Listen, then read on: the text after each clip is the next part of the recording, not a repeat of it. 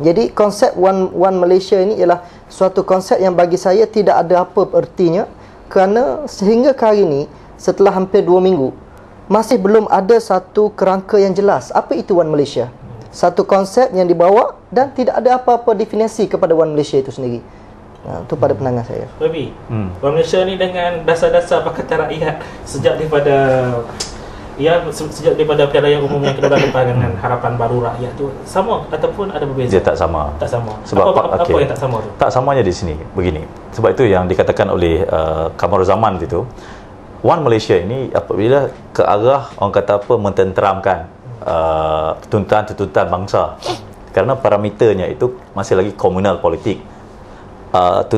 Dia punya parameternya masih lagi politik ras. Tetapi Pakatan Rakyat membawa satu agenda, kalau saya di keadilan menyebut dengan lebih berani, dengan lebih yakin, ketuanan rakyat. Maksudnya dalam bahasa falsafahnya ialah yang mementingkan ke arah memperkasakan individu itu. Itu lebih penting. Apa yang dipanggil sebagai human freedom itu, apa yang kebebasan kemanusiaan itu, yang mana sebenarnya apa yang dikatakan oleh kalau saya boleh kongsi di sini oleh Profesor Ahmad Tayasen itu, macam mana dia mengangkat harakat umat secara individu, yang mana suara manusia itu akan menjadi sebagai satu wakil agensi yang mana akan membentuk partisipasi manusia, yang mana itu yang akan menentukan kayu ukur pembangunan. Sekarang pembangunan bukan lagi diukur hanya sekadar macam sekarang yang di kerangka UMNO ialah pembangunan diukur berapa persen Melayu memegang equity, berapa persen peratusan pemegangan aset. Tapi kalau tanya saya, kayu ukur saya bukan persen Melayu itu. Yang saya mahu ialah persen bagaimana kebebasan individu itu dapat diangkat. Contohnya yang saya katakan di sini ialah bagaimana potensi diri itu. Sebab itu kita sekarang bukan saja berbicara mengenai kemampuan bangsa. Kita berbicara sekarang dalam politik baru ialah human capability, kemampuan manusia. Kerana saya rasa dari segi agamanya yang diangkat ialah kemanusiaan, bukannya bangsa. Jadi saya rasa UMNO terperangkap dalam retorik membuat perubahan, tetapi terperangkap dalam politik yang sudah, bagi saya, sudah lapuk. So jadi bagi saya, sebab itu saya tidak gundah walaupun yang disebut One Malaysia ke apa ke, bagi saya perkara itu nama sekali tidak relevan, dan yang kedua tidak mengangkat apa yang kita Pakatan Rakyat secara jelas dengan agenda masyarakat madaninya. Memang kita jelas yang diangkat adalah manusia, bukan bangsa. Okey, Kabinet Najib sejak daripada hari pemasyuran sehingga ke hari ini, kita dapat lihat Kabinet Najib ini satu kabinet yang walaupun apa saja media-media, mungkin media baru ataupun mungkin media alternatif sebut tentang Kabinet Najib ini, tapi rakyat masih melihat bahawa Kabinet Najib ini satu kabinet yang baru dengan harapan yang baru kan. Mampu tak Kabinet Najib ni ialah kalau kita tengok sebagai contoh umpamanya disebut sebagai kabinet remote control, disebut juga sebagai kabinet, kalau kita bincang untuk harakah yang terbaru itu kabinet first lady kan, lady first kan. Boleh tak dengan beberapa persepsi unik ini kan, mampu tak Najib untuk membawa kabinet Malaysia yang sedia ada ni kepada yang lebih baik? Saya rasa petunjuknya telah diberikan di dua pilihan raya, iaitu di Bukit Gantang dan di Bukit Selambang. Beliau naik beberapa hari sebelum pilihan raya dengan membawa satu dasar awal dengan kononnya memberikan kebebasan kepada media untuk mengkaji semula ISA, dan rakyat walaupun di dua parlimen ini telah menolak secara total.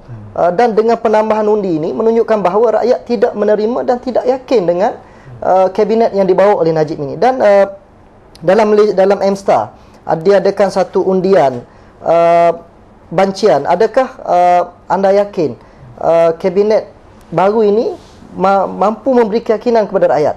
Dan hasilnya sehingga semalam petang 76.8% tidak yakin dengan barisan baru Kabinet Najib. Itu MSTAR. Kalau harakah sebut, kita boleh percaya bahawa yang aksesnya adalah ahli pembangkang. Tapi MSTAR sebagai satu surat khabar online bebas, yang kita yakin bahawa yang serve-nya adalah non-partisan, kita kata, maka ini menunjukkan bahawa setakat ini penampilan Najib sebagai Perdana Menteri dengan kabinet lama yang dibawa itu masih belum mampu untuk memberi keyakinan kepada rakyat. Mungkin saya boleh sebut tambah sikit lagi tentang bagaimana keyakinan ini bukan hanya datang daripada rakyat, tetapi daripada komponen Barisan Nasional sendiri.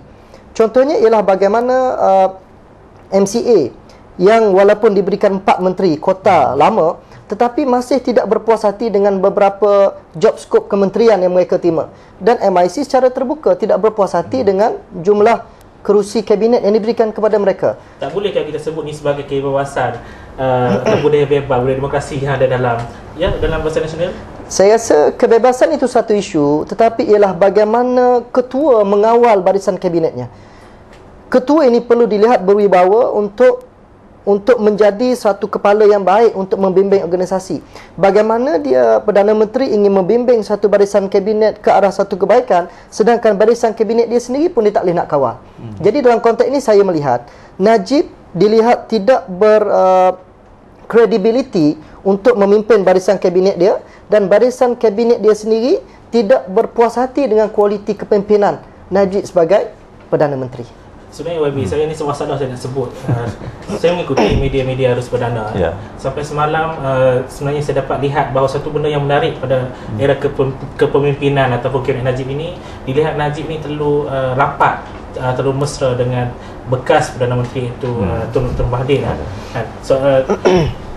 Seolah-olah Tun Dr. Mahathir ini berada dalam mainstream pemerintahan kan. Kita bayangkanlah kalau Tun Dr. Mahathir ini dengan pengalaman beliau, dengan harapan yang ada pada Najib ini kan, mampukah Malaysia ini bergerak dengan lebih baik lagi, ataupun sebenarnya ke mana Malaysia akan pergi lepas ini?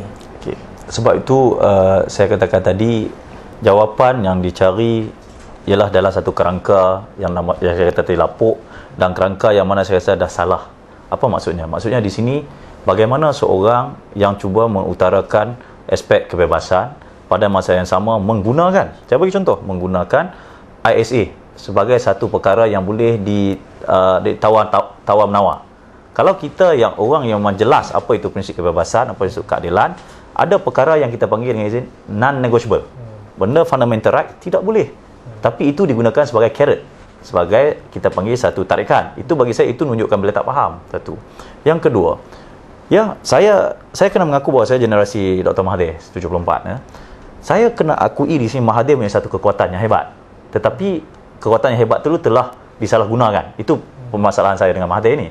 Tetapi saya cuba lihat bahawa suntikan yang dibuat Mahathir ke dalam kepimpinan Najib itu, seperti yang Kamaruzaman kata tadi, itu pun dengan political capitalnya itu, maksudnya pengalaman dia dulu selama sebagai Perdana Menteri yang telah lama, mempunyai satu benda yang boleh ditunjuk. Ini usaha saya, ini KLCC, ini perkara. Itu pun tidak mampu diyakini oleh rakyat. Saya tidak boleh lihat pemimpin lain yang mampu berkata begitu.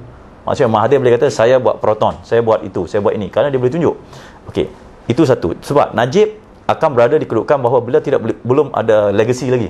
Jadi dia memerlukan Mahathir. Tetapi poin yang saya mau tekankan lagi ialah apa yang sebenarnya kepimpinan yang cuba dibawa oleh Najib. Adakah yang beliau nak bawa ialah satu kepimpinan yang mana yang dikatakan tadi, yang dirisaukan oleh pengurusi tadi ialah bayangan Mahathir. Bagi saya, kalau bayangan itu merupakan satu kekuatan yang baru, saya tak kisah. Tapi bayangan itu membawakan bahawa beliau itu lebih mundur dari segi pemikirannya, saya rasa too bad for him. Sebab saya melihat beliau dengan seorang Perdana Menteri yang berumur 55 tahun. Bayangkan kalau formulanya betul, bayangkan kalau reformasinya betul, saya rasa beliau punya peluang yang amat luas. Jadi saya rasa saya minta maaf di sini, saya akan katakan kalau yang dengarnya orang Najibnya katakan bahawa he missed the chance. He missed the chance. Maksudnya sama juga macam Pak Lawadwi, miss the chance. Itu saya.